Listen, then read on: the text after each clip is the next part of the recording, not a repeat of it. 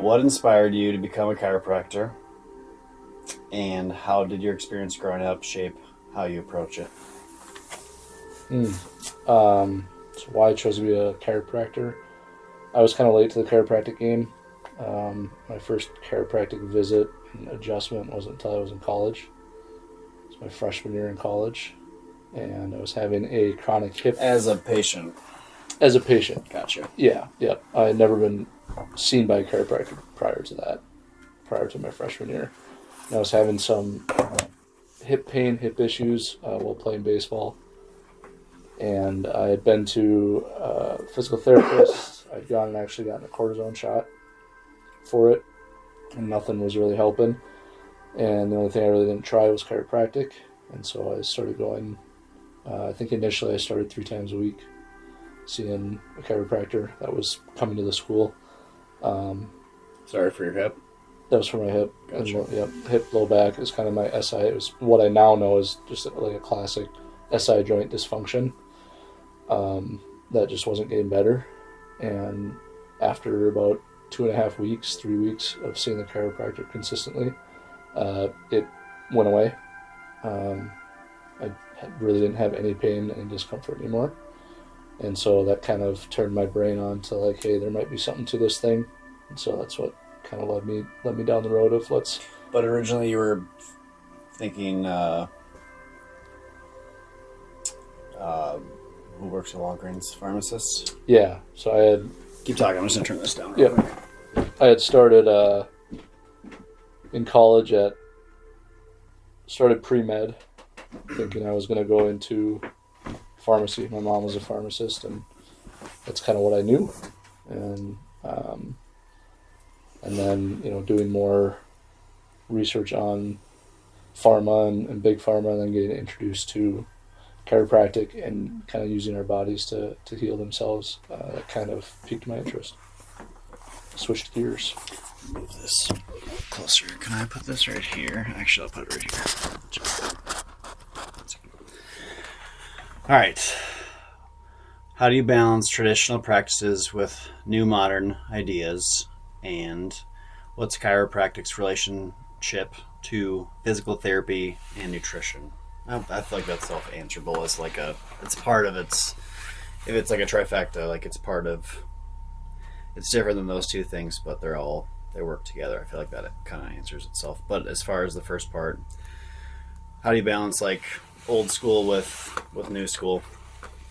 Yeah, I think the old school chiropractic hasn't changed. The act of chiropractic and adjusting a patient hasn't changed since, it's changed a little bit, but the underlying treatment that you're applying. I just hate a ladybug.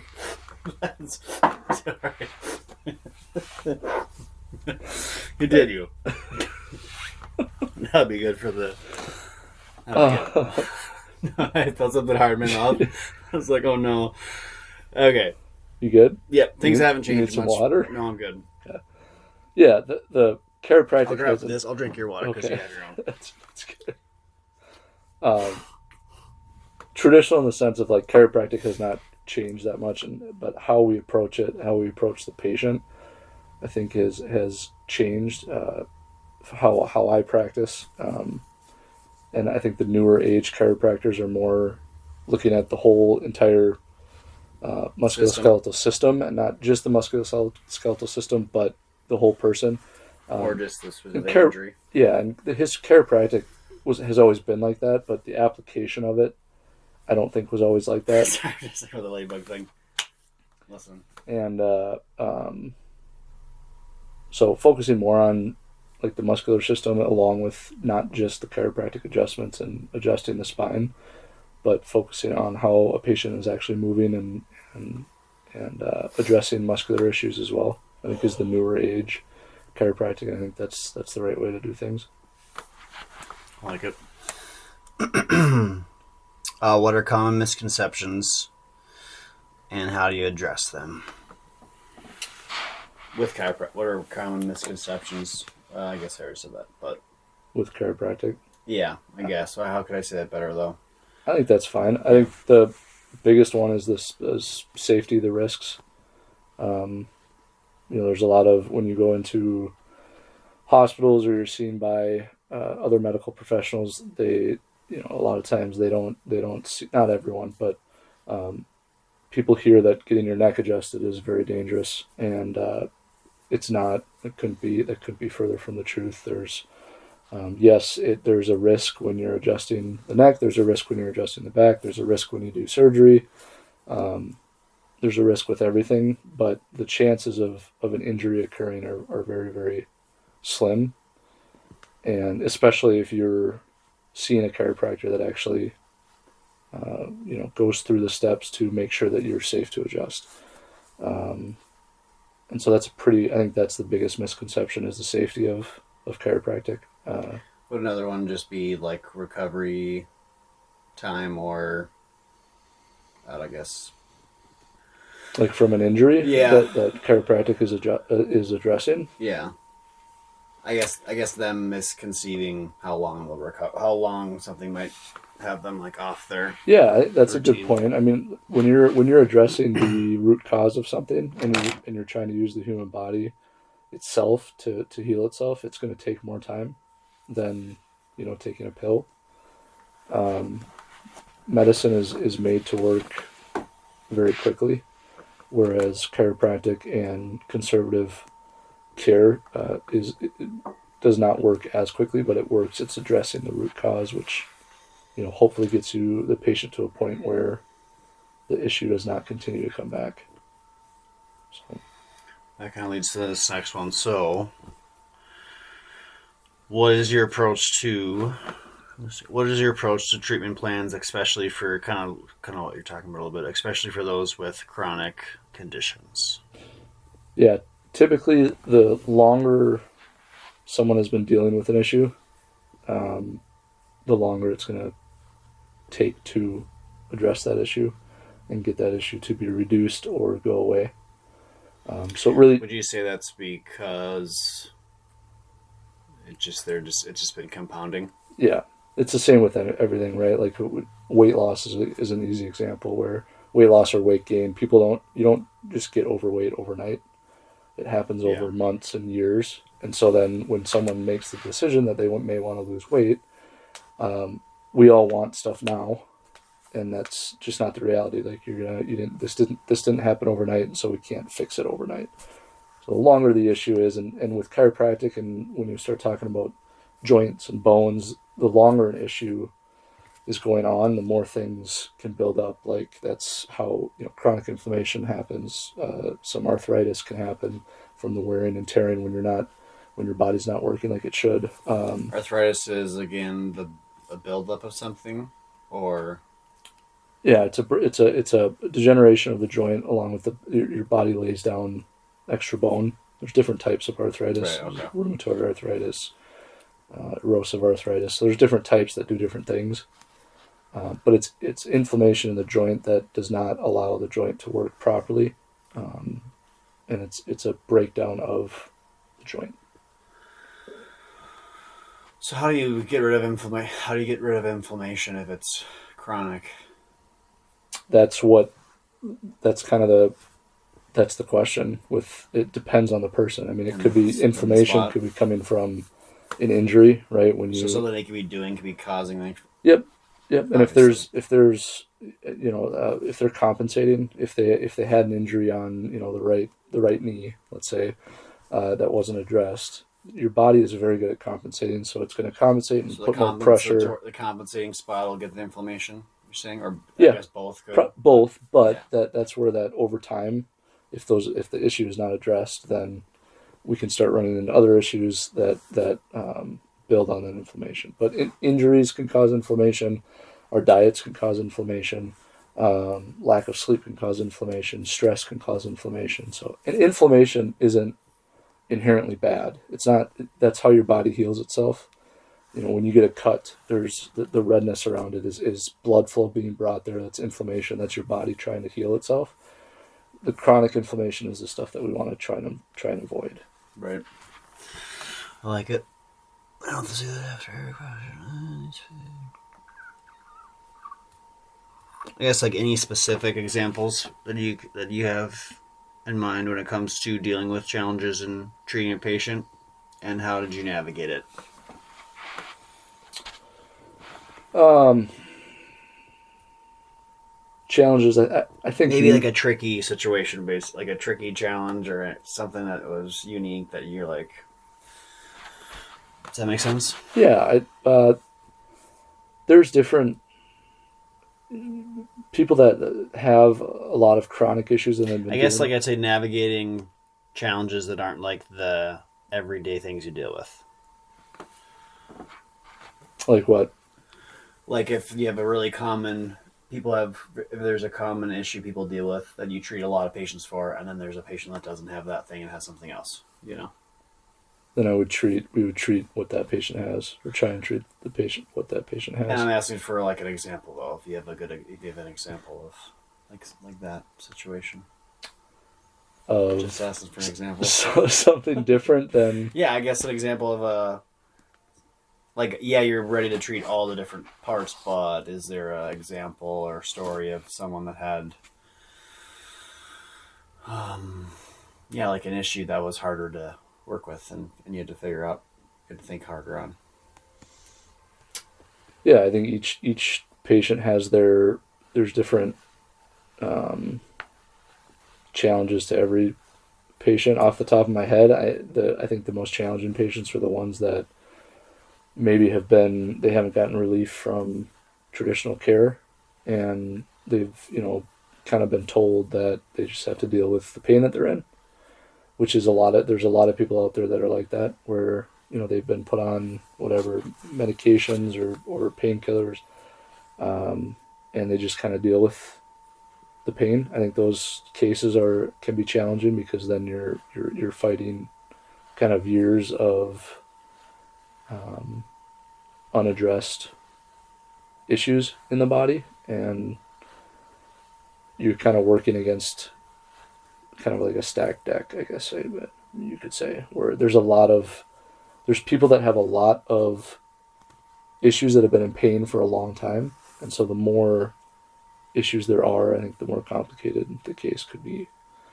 Um, I other examples. I mean, people have come in with fused spines from, um, from the top of their cervical spine to down the middle of their back, the Sure. thoracic spine, which presents its own challenges. But every case presents its own challenges. How do you keep up with the latest stuff in chiropractic care science? And is there anything that excites you? Doing research, we read a lot of research papers. There's different outlets out there that are bringing about the most recent research. We use a couple different platforms that have that, and it's available. A couple, PubMed is one, and you kind of have to know how to work PubMed and Med and search for what you're looking for. But and there's a lot of different chiropractic journals that come out with the newest and latest research. But it's just a lot of reading. It's a lot of doing your own research, and Is then there anything that stands out though, like an example of something, or is it more subtle? I think that Like trying new stuff or implementing new modalities or like anything like that. yeah, I think like EPAT is a good example of one. I know you're familiar with the extracorporeal pulse activation technology. That's a really cool technology that's been around for longer in Europe than it has here. Um, but that's a very unique um, technology that's being used, and we use it frequently to help patients. I'll say my shoulder is feeling better. Good, yeah, it Not works. perfect, but I definitely want to get another session or two of that Yeah, because it definitely feels good. Any other things that come to mind, or do you feel like that's a good that's a one? good one. I mean, I know that's a good one. But Yeah. if there's another one that came to mind, what role do you play in prevention, and how do you educate patients about prevention? injury prevention, or Yeah, pretty much.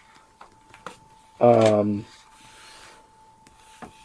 what role do we play? Well, That could be a bad question. That could be I don't know. Is that question confusing?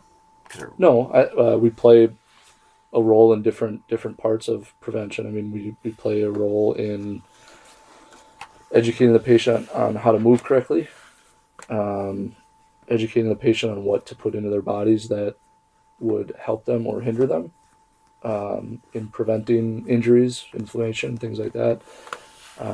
We do a lot of exercise rehab in our office, and so getting patients to have 5 or 6 daily exercises that obviously we focus them on areas of concern and get them to do a simple routine that will help prevent injuries throughout their daily life, whether it be just going to work, in their jobs with heavy duty jobs, like construction work, when they're lifting a lot during the day, those types of jobs where they have a couple exercises that they can do to keep themselves strong and prevent injury. So certainly a big population, and then obviously athletes, giving athletes certain exercises as well to work in, whether it be in season or off season, to help prevent injuries during the season in whatever sport that they're doing. So there's a lot that we do for prevention, and then regular maintenance care as well. Chiropractic maintenance, I think, is super important All in right. the preventative realm. Let's say you had to pick five. What would they be? Had to pick five. Five What? preventative exercises you could do. I think it depends on what we're. It depends on what we're talking about. Well, I guess I how I think would have thought you basic. could have answered it would have been like saying like your five favorite or your like some of the five most impactful. Because I was just thinking like Cobra or Bird Dog or I mean I don't know, but I know what you're saying. Yeah, I think working on movements that you do every single day. So things like a squat, like we all squat throughout the day, different variations, getting up and down from a chair, going to the bathroom, going down and picking up kids, nieces, nephews, things like that. So squatting, I think, is important. Some type of rowing action, right? We all pull throughout the day. Um, some type of pushing action, whether it be a press or a push up. I mean, those are more strengthening exercises. We all I push was throughout the day yeah no or I press throughout the day. those are that's you're answering like I feel like exercise. I guess I was going for more like stretches maybe Mobility and mobility stretches. stretches. Yeah, Yeah, I that's what think I was that's a thinking. different. They work well together. They work the best together. Yeah.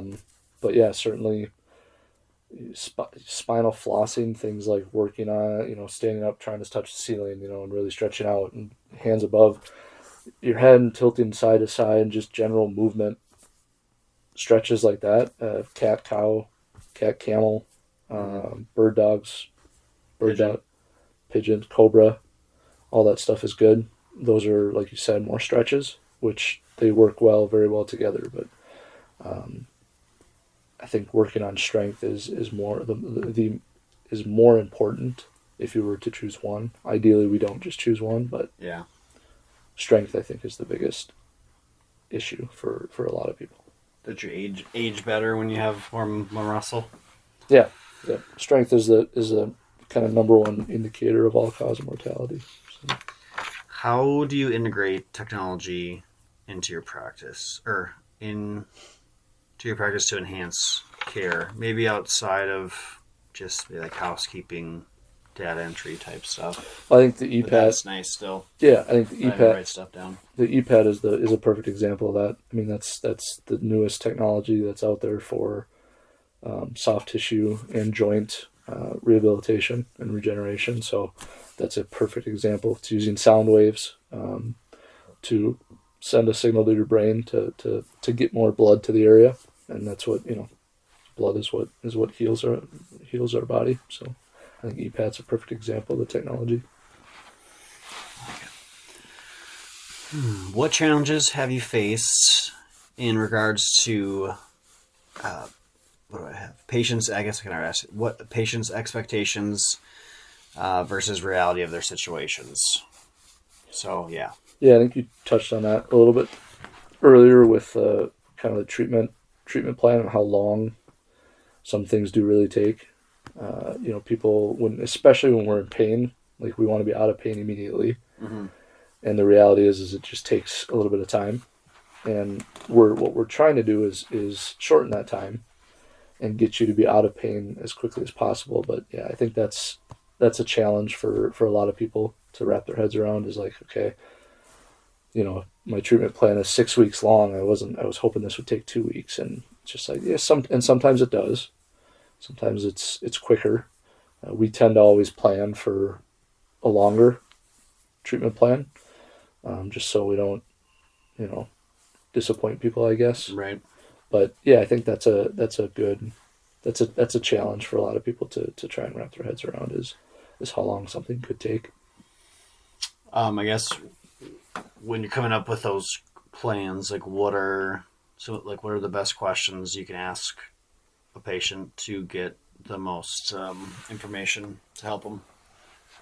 That's what the whole history taking part of the examination is. I mean, Yeah. our first your first appointment with us is 45 minutes long, and 90% of that is us having a conversation with you and talking about what happened, what's going on, and also then running through some orthopedic tests, orthopedic exams, and getting down to where we think the issue lies. So that all happens with the initial examination.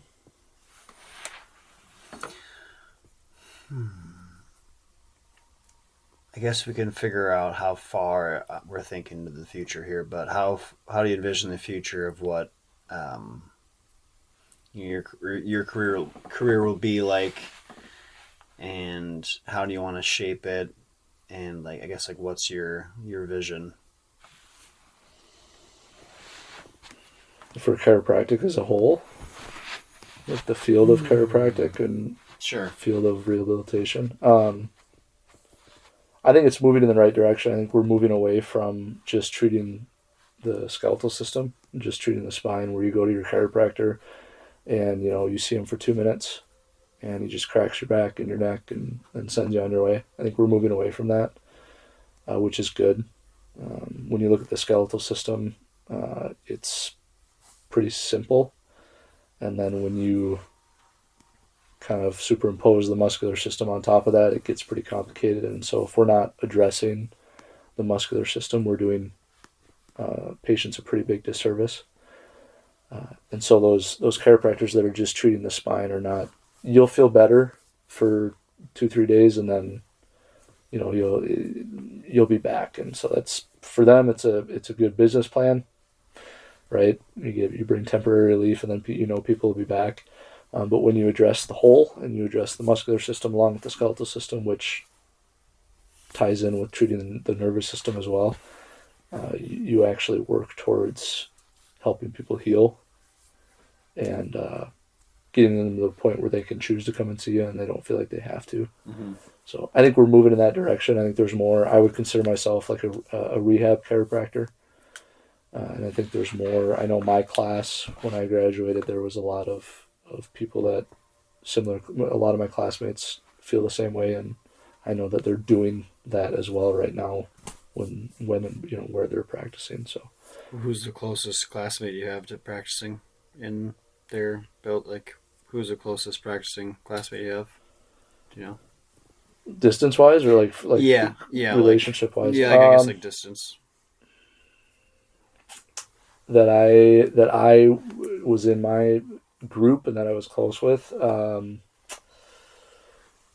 There's one of my buddies out in South Dakota, Paul Guptill, and then one of my buddies down in North Carolina, South Carolina, North Carolina, Nick Curtis. You're both rocking and rolling. Yep. So those guys I know are doing.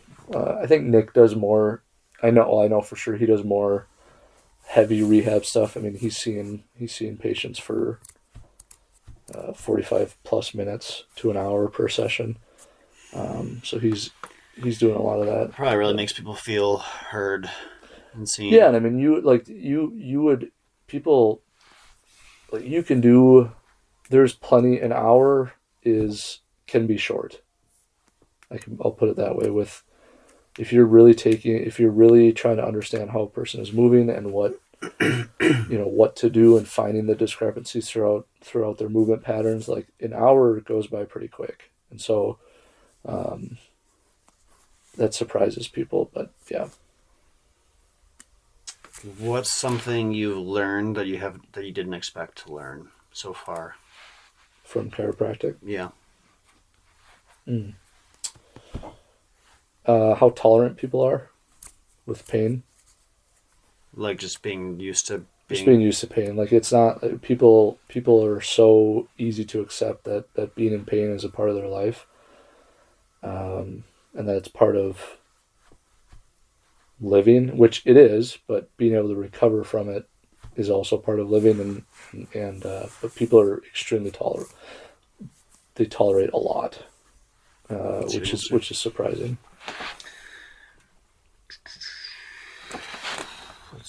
What's the most fun and rewarding part? It's gonna sound super cliche, but helping people, I genuinely, it brings me a lot of joy to actually help people on a level where you're helping them with something that's very, very personal. I mean, pain sucks, and being able to help people with that is pretty rewarding. And you build relationships. I mean, building relationships with patients as well is, you get to learn a lot, and there's a lot of pretty cool people out there. So I heard a cool quote. I think it went like, shoot, it's like heaven is more real than pain or something. Heaven is more real than your pain or something. That was interesting. I think this is my last question. Okay. How has becoming a dad changed your view as a caregiver? Just laugh. No, that's a good question. How has it changed my view as a caregiver? I think it changes everything. You can't really describe how you feel about someone that you just met when they're born until you go through it, and it's a pretty amazing experience and scary too. I mean, that, she's I'm responsible for another life, and solely responsible, along with obviously my wife, and we have, having a great support system helps, but she is our child, and you're responsible for another human, so it puts a, Does that make you feel different? Does that make you think differently about how you take care of other people? I guess that's where my question was kind of going, but I liked your answer. And if it hasn't, you probably already had a view of a caregiver if you're in the caregiving field. Yeah, I think it gave me a new light on when people come in and say, like, oh, I want to be able to run around with my kids for a long, or grandkids for a long time, because I get that now, and my daughter's she's not quite running around yet, but I hope to be able to do that stuff with her as long as possible as well. And so it gives me a new perspective on that when people come in and that's one of their goals, and that's, just to be able to run around with their kids again. That gives you a different perspective once you have a kid of your own. So yeah. Ramps. I like it. Thanks for coming in. Absolutely. Anytime. First one in a while.